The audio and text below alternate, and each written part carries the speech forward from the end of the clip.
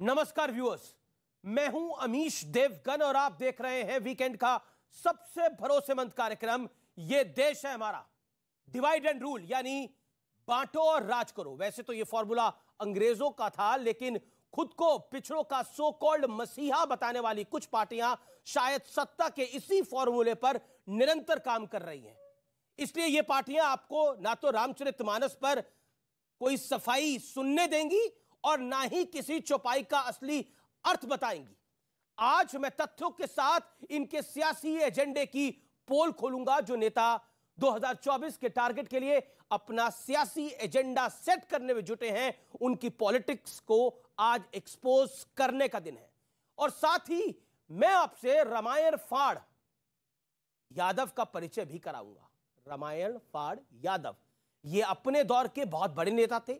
इनका असली नाम तो कुछ और था, लेकिन इनका नाम रामायण फाड़ यादव क्यों पड़ा, किस तरह से पड़ा, इनके सियासी करियर पर पूर्ण विराम कैसे लग गया, ये पूरी कहानी आज उन तमाम नेताओं के लिए बड़ी आई ओपनर साबित होगी जो पानी पी पी कर रामचरितमानस को लगातार कोस रहे हैं। लेकिन बड़ा सवाल कि क्या रामचरितमानस की आड़ में कोई बड़ा पॉलिटिकल खेल, सियासी खेल खेला जा रहा है? आज जनता जनार्दन के बीच, देश के युवाओं के बीच होगी सबसे बड़ी बहस, सबसे बड़ी चर्चा।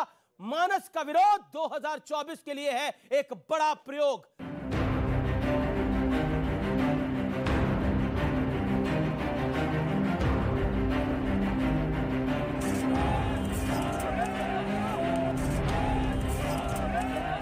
बात रामचरितमानस की चौपाई को असली अर्थ में समझाने से आगे निकल चुकी है।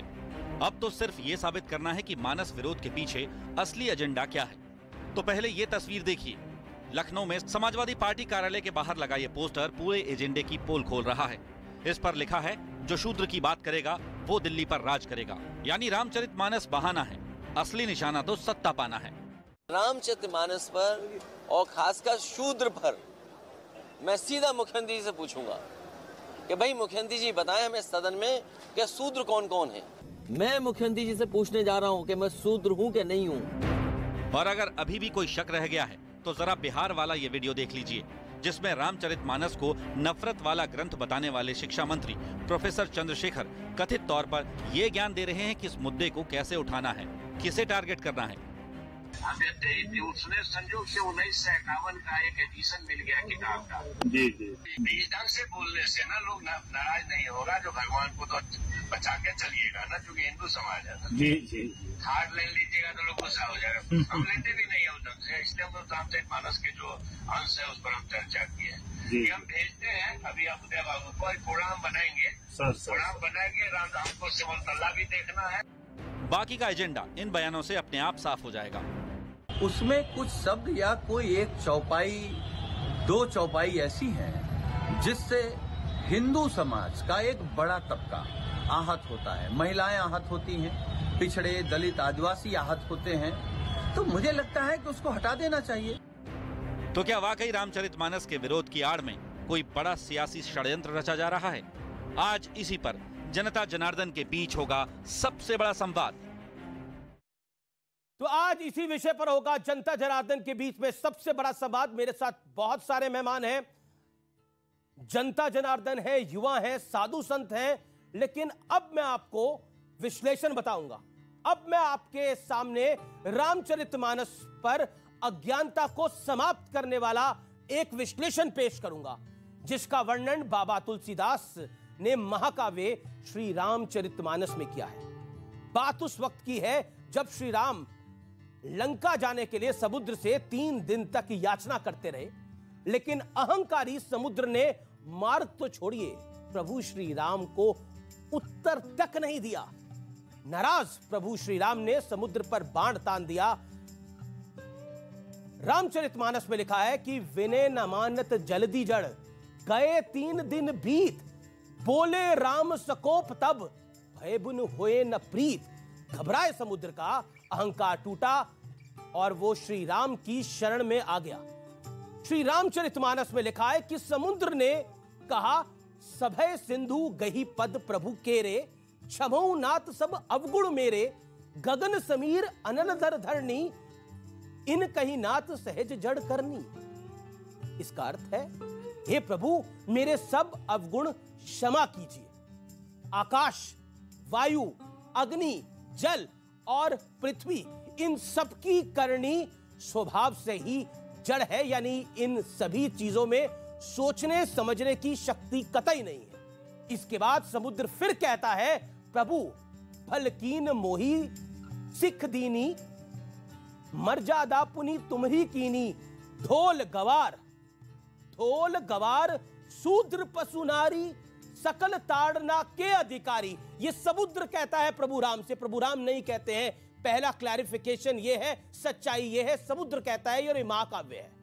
अच्छा किया हे प्रभु, इसका अर्थ है, हे प्रभु आपने अच्छा किया जो मुझे शिक्षा दी, लेकिन सभी जीवों का स्वभाव भी आपने ही बनाया है, वो अपने जीवन में बेहतर बर्ताव कर सके, इसके लिए ढोल गवार शूद्र पशु नारी, ये सभी मेरी तरह शिक्षा के अधिकारी हैं।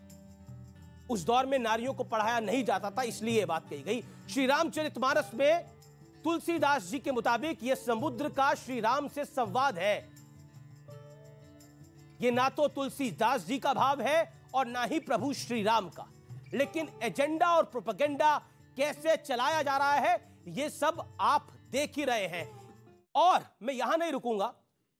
अगर शूद्रों की बात करी जाए तो उस दौर में शूद्र कौन था? उस दौर में शूद्र वो था जो अशिक्षित था, जो कहीं ना कहीं उसका किसी वर्ण और जाति से संबंध नहीं था। और इसकी चर्चा डॉक्टर भीमराव अंबेडकर ने भी अपनी किताब में करी है। तो कितना बड़ा एजेंडा चलाया जा रहा है। 400 साल पहले तक रामचरितमानस में कुछ दिक्कत नहीं थी, लेकिन 400 साल बाद कुछ ज्ञानी आए हैं जिन्हें रामचरितमानस में भी समस्या दिख रही है। तो आज आपके बीच में, मेहमानों के बीच में इसी चर्चा की मैं शुरुआत करता हूं। मेरे साथ कौन कौन जुड़ा है? रित्वेश्वर जी महाराज है सदगुरु, उनका अभिनंदन है। शिवम त्यागी है राजनीतिक विश्लेषक, उनका अभिनंदन है। शुभराष्ट्रा है, उनका अभिनंदन है। मेरे साथ समाजवादी पार्टी के प्रवक्ता नेता अनुराग भदौरिया है, उनका अभिनंदन है। मेरे साथ विवेक श्रीवास्तव है, नेता सीपीआई के, उनका अभिनंदन है। सैयद जवाद है, राजनीतिक विश्लेषक, उनका अभिनंदन है। तो जोरदार तालियों से सबका स्वागत करिए। स्वामी जी, मैं आप ही से शुरुआत करता हूं। विनय न मानत जल्दी जड़, गए 3 दिन बीत, बोले राम सकोब तब, भय बिन होए न प्रीत। यानी भय बिन किसी से प्रीति नहीं होती, लेकिन यहां तो रामचरितमानस की प्रतिलिपियां फाड़ी जा रही हैं, भय तो है नहीं। ये टोटली राजनीति है, ये टोटल 2024 की तैयारी है, मैं जानता हूं इस बात को। और 2024 की न्यूज़ 18 इंडिया की web series FIR number 208 streaming now.